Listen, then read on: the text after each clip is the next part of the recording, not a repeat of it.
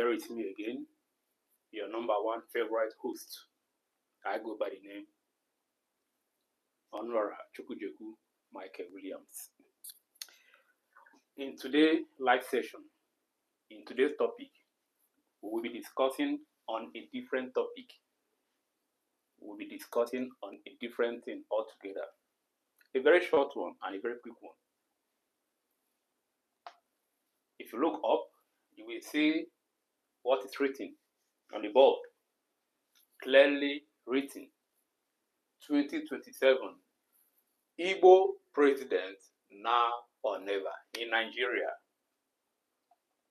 In Nigeria.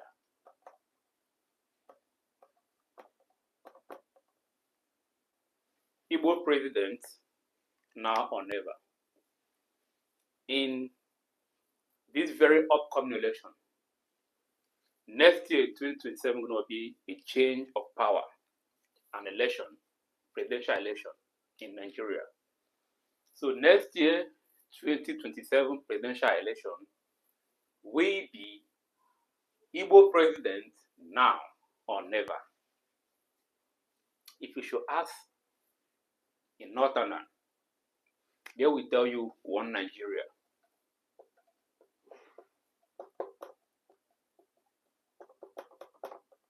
If you should ask a Southerner, a Westerner, that's the Yorubas. The Yorubas will tell you one Nigeria.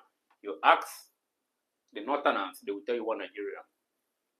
And you ask some of the Igbos, which are not all, they're also going to tell you one Nigeria.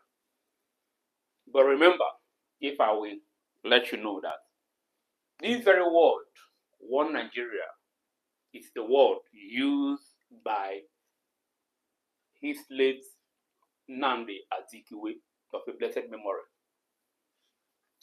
Nnamdi Azikiwe was a man that introduced this word, one Nigeria.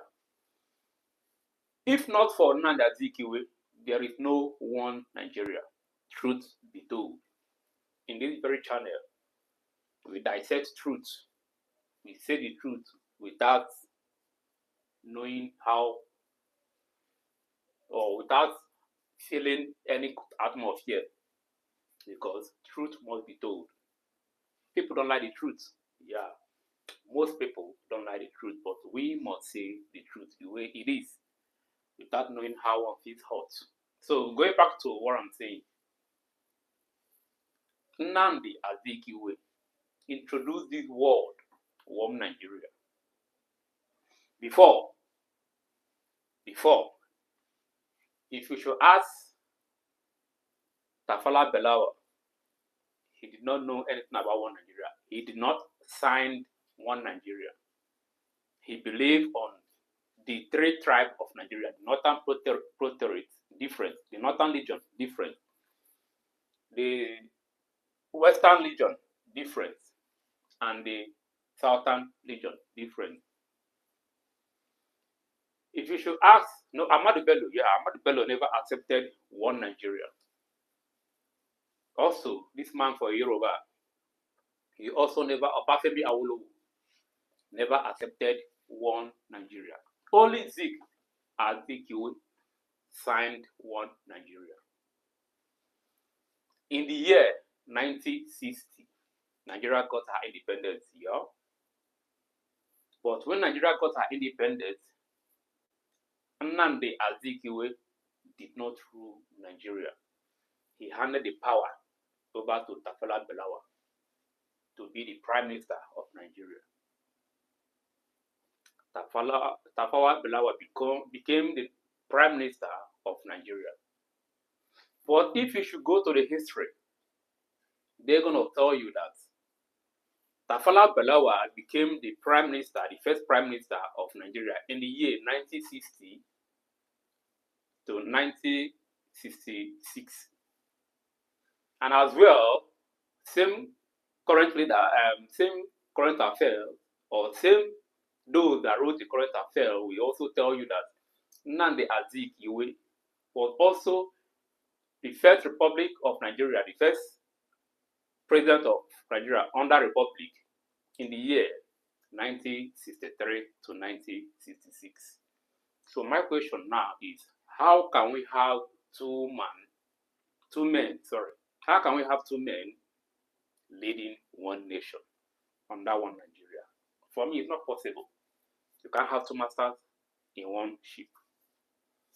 Tafawa Balewa cannot be a prime minister in the year 1960 to 1966, and Nnamdi Azikiwe also the president of Nigeria in the year 1963 to 1966. So I do not concur to that very documentation. So back to what I'm saying. Nnamdi Azikiwe fought very hard to gain Nigeria independence. Nnamdi Azikiwe fought very hard to gain Nigeria independence as from the hand of the Britons. But he did not rule. And everyone called him a nationalist, a pan-Africanist. Let me also take you back. In the year that Ghana got her independence, 1958, thereabout, the man which fought for independence, which is Kwame Nkrumah, became the first prime minister of Ghana. When we talk about Guinea, I've forgotten his name. The man that fought for the freedom of Guinea, the independence of Guinea, became the first prime minister of Ghana. South Africa, Nelson Mandela, he was the man that fought for the liberation and the freedom of South America from the Europeans, and he was the first prime minister of South Africa. What of Gandhi Hill? He was the man that fought for freedom in India, and he became the first prime minister of the India. What about Kenyatta? Kenyatta was the man that fought for Kenyan independence, and he was the fourth prime minister of Kenya. What about Ethiopia? Celeste I. He was Emperor Celeste.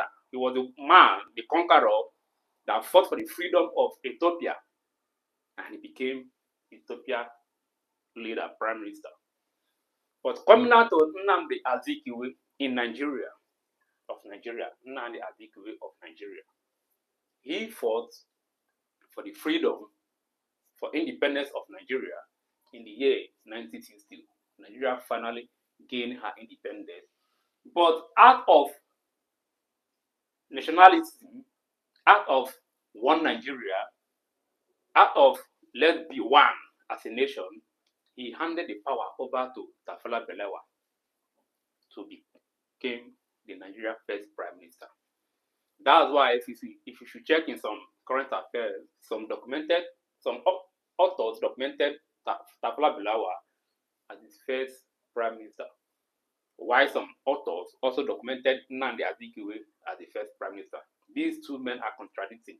But if you should do your proper research as a knowledgeable Nigerian, you will know that Nnamdi Azikiwe fought for the independence as from the hands of the Great Britain, of the British. In the year 1960, we finally gained the independence from the Britain. But he handed the power over to Tafawa Balewa just to maintain one Nigeria. Ever since then, the Easterners, the eastern part of Nigeria have been marginalized even before the war, even before the 1967 war to 1970.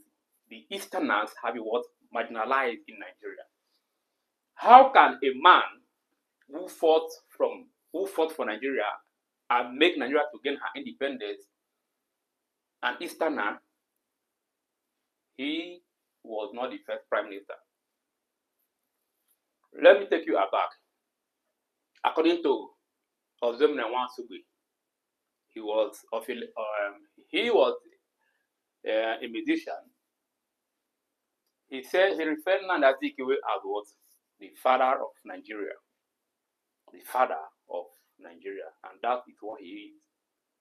Because he was the one that stood still and fought for what? The independence of Nigeria. So how come the father of Nigeria, an Easterner, but the Eastern people have been marginalized? from becoming president of Nigeria. We have series of the Northerners that have ruled from 1960 to date, uncountable. We have series of the Westerners, the Yorubas, that have also ruled Nigeria, starting from Obasanjo in the military rule to the democracy rule. We have them. Shegu, not Shegu Shagari, I think, but the Yorubas have ruled multiple times. The Northerners have ruled multiple times. Uncountable. But the Igbos, we have not recorded an Igbo president that have ruled Nigeria. But the fight for the independence of Nigeria was fought by an Easterner, by an Igbo man, Nnamdi Azikiwe.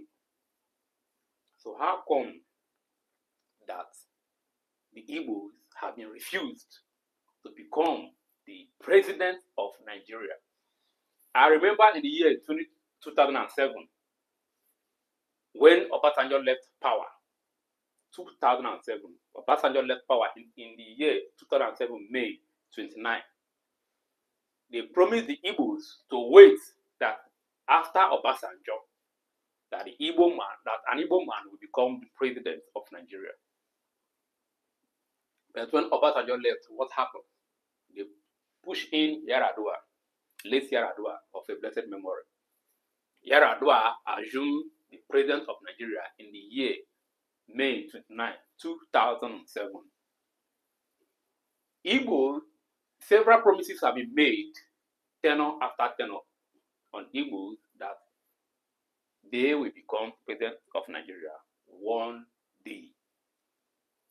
2007, if you should minus 2007 from 2027, it will become what? 20 years.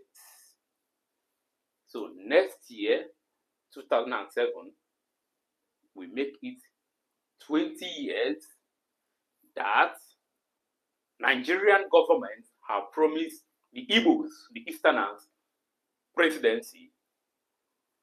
So if by next year, 2007, and power did not hand power over to an Igbo man to rule Nigeria, then it should be never.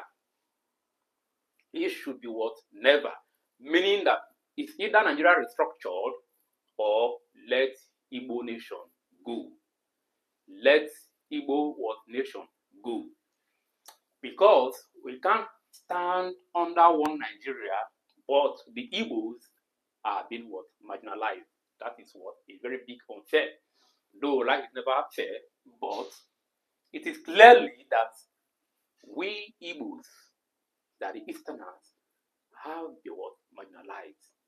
How can you tell me that in the year 2007 that the Igbos, that they promised the Igbos, the Igbo tribes, that they're gonna have a presidency, that they're gonna have someone that will rule as the president of Nigeria in the year 2007? They promised the Igbo tribe that they will have someone from Igbo that will rule Nigeria as the president in the year 2007. But from 2007 to date, 2026, an Igbo man have not ruled. The promise have not been fulfilled. Next year, 2027, will make it 20 years that they promised Igbo tribe presidency to rule Nigeria. So if by next year that will make it 20 years, and Igbo man is not sworn in as the president of Nigeria, it is now or never. Nigeria go back towards restructure the way it did before. Let every tribe manage themselves, or let the Igbo nation go as Biafra, the rising nation. Forget what people are saying, that Igbos don't love themselves, that Igbos don't have one mouth, whatever. No tribe have one mouth. No tribe have one mouth. So you can't tell me that Igbo don't have one mouth. Whether we have one mouth or not, that is not a deliberate thing that will make an Igbo man not to rule Nigeria as a president, as a nation, sorry. So, what am I trying to say?